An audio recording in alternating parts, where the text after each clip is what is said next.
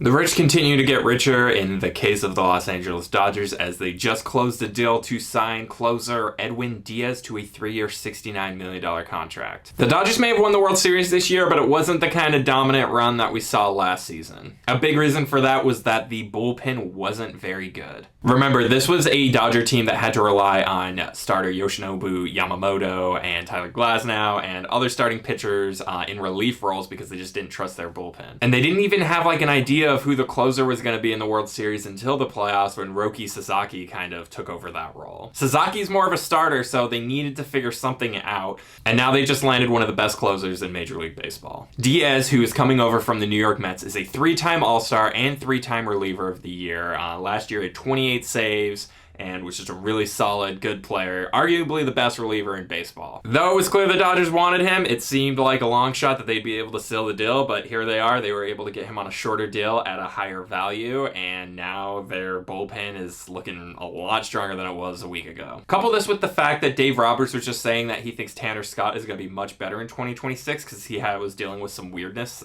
this past season. So the duo of Scott and Diaz could be very dangerous, and imagine facing Yoshinobu Yamamoto for 7 innings. Then you get Scott in the 8th inning, and then in comes Edwin Diaz for the 9th inning. It's just, like I said, the rich just keep getting richer when it comes to the Dodgers.